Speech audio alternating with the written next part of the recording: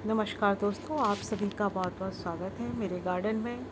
तो दोस्तों, red hibiscus का जो प्लांट होता है, कोई गार्डनर होगा जिसके घर पर ये प्लांट नहीं होगा। और अगर आप नई नई गार्डनिंग भी शुरू कर रहे हैं तो इस प्लांट को अपने गार्डन में ज़रूर जगह दीजिए। सबसे पहली बात तो ये रफ़ एंड टफ़ प्लांट है, साथ ही साथ परमानेंट प्लांट है। बहुत ज़्यादा केयर की ज़रूरत नहीं है। घर से निकलने वाले किचन वेस्ट से भी प्लांट बहुत अच्छा सुंदर ग्रोथ भी करता है, साथ ही साथ फ्लावर भी देता है। तो उससे भी बहुत अच्छी बात दोस्तों ये हो जाती है, अगर वो प्लांट हमने खुद कटिंग से रेडी किया हो। तो दोस्तों, शायद आपको जो नए गार्डनर है शायद उनको बिलीव ना हो, लेकिन ये मेरा प्लांट जो है, ये मैंने कम से कम 1.5 साल पहले, हो सकता है पिछले सीज़न में, लगभग 1 साल पहले कटिंग इसकी लगाई थी। और ये जो प्लांट है अब इतना हेल्दी, बिल्कुल ऐसा जैसे कि इसे मैंने नर्सरी से ख़रीदा हो। इतना प्यारा इसकी हेल्दी ग्रोथ भी हो गई है। और आज इसमें सबसे अच्छी बात है कि इस पर फ्लावर्स स्टार्टिंग हो गई है और फर्स्ट टाइम इस पर फ्लावरिंग हो रही है। तो आपको सबसे पहले मैं इस अपनी वीडियो में जो मैंने हिबिस्कस के प्लांट कटिंग से रेडी किए हैं, तो वो मैं आपको दिखा रही हूँ।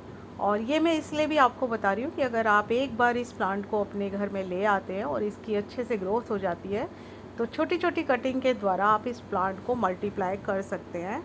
और अभी बहुत अच्छा मौसम है, हालांकि अप्रैल के अकॉर्डिंग गर्मी बहुत ज़्यादा बढ़ गई है, लेकिन फिर भी आपको ये नर्सरी पर इजीली अपने साइज़ के अकॉर्डिंग मिल जाएंगे। 50 रुपये से इसकी स्टार्टिंग हो जाएगी। और किसी किसी नर्सरी पर तो एक सिंगल स्टेम होती है, वो 20-30 रुपये में भी मिल जाते हैं। तो अगर आप एक बार ले आएँ और इसको बड़े से गमले में और इसकी अच्छी सी सॉइल बनाकर इसको ग्रो कर दीजिए, तो बहुत ही समय समय पर इसमें बहुत अच्छी फ्लावरिंग होती है। तो दोस्तों देखिए, ये दूसरा मैंने कटिंग लगाई थी। कटिंग तो मैं अक्सर, हम लोग जो भी गार्डनिंग करते हैं वो लगाते रहते हैं, लेकिन जब उसका रिज़ल्ट निकल के आता है, और अगर मैं अपने एक्सपीरियंस की बात करूँ तो हिबिस्कस की कई कटिंग्स मैं लगाती हूँ, जिसमें कि ये देसी वाली वैरायटी हो गई, और देसी वैरायटी में पिंक है, वाइट है, और हाइब्रिड वैरायटी हो गई, चाइनीज़ हिबिस्कस हो गए। लेकिन उनकी कटिंग जो है इतनी सक्सेसफुल नहीं होती। ये आप देखिए, छोटी सी बॉटल में मैंने कटिंग ग्रो की हुई है, और इसको भी लगभग 6-8 महीने हो गए हैं। तो एक बॉटल तो मैंने कट करके उसकी दूसरे छोटे प्लांटर में रिपोर्टिंग कर दी है, क्योंकि गर्मी बढ़ रही है, ऐसा ना हो कि पानी की कमी से मेरी कटिंग जो है ख़राब हो जाए। तो जैसा कि मैंने आपको बोला कि कटिंग तो सबकी लग जाती है, मतलब सबकी लगने में थोड़ी सी मुश्किल होती है, लेकिन ये जो लाल वाला सिंगल पेटल और डबल पेटल की जो हिबिस्कस है, उसकी कटिंग इतनी इजीली लग जाती है। आप देखिए, इसने छोटे से प्लांटर में इसकी 2-3 कटिंग मैंने लगाई होगी और सभी लग गई है। अब ये कहना तो मुश्किल हो सकता है कि ये हमारी कितनी पुरानी कटिंग्स है, लेकिन लगभग 6 महीने 8 महीने पुरानी ही ये सब कटिंग्स है। और जो बड़े वाले हैं वो एक उनको बनने में, ये देखिए मैंने पारिजात की कटिंग, और ऐसा नहीं कि जो मैंने लगाई वो ग्रो गई। हमें कटिंग जब भी हमें लगाते हैं तो कई कटिंग्स लगानी चाहिए, 5-6 कटिंग लगानी चाहिए, और वेल ड्रेन सॉइल में लगानी चाहिए थोड़ा सा इस, और उसको लगाने के बाद एक अच्छी लोकेशन उसे देनी होती है। तो वही सब मैं आपसे इस वीडियो में शेयर कर रही हूँ। तो लेकिन सोचा देख, जो मेरी खुशी आपके साथ में जाहिर कर सकूँ। तो दोस्तों देखिए, आज मैं ये जो है मेरा डबल डेकर हिबिस्कस है, आज मैं इसकी कटिंग्स लेके आपको दिखा रही हूँ।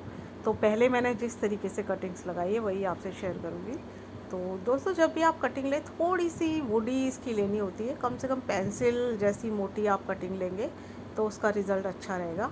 और उसकी थोड़ी सी, अगर ज़्यादा मोटी है तो उसकी थोड़ी सी छिलाई सी कर सकते हैं, ऊपर से थोड़ा उसको रब करके उसकी जो ऊपर की है वो हटा सकते हैं, या आप इसको तिरछा 90 डिग्री के कट पे इसको तिरछा कट कीजिए। और अगर आपके पास हल्दी, एलोवेरा जो भी है, उसको हम रूटिंग हार्मोन्स की तरह यूज़ करेंगे।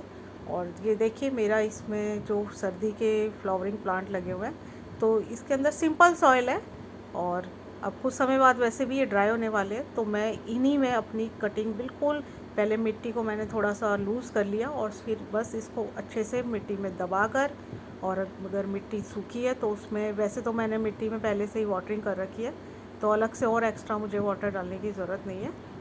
और इस तरीके से बस, अब बात आती है इसकी लोकेशन की, तो कभी भी प्लांट को बिल्कुल सिंगल तरीके से ना रखिए। सभी जो प्लांट्स, हमारे बड़े बड़े प्लांट्स हैं, उनकी छाया में, जहाँ पर इसको बिल्कुल डायरेक्ट धूप ना मिले, क्योंकि गर्मी बहुत हो गई है।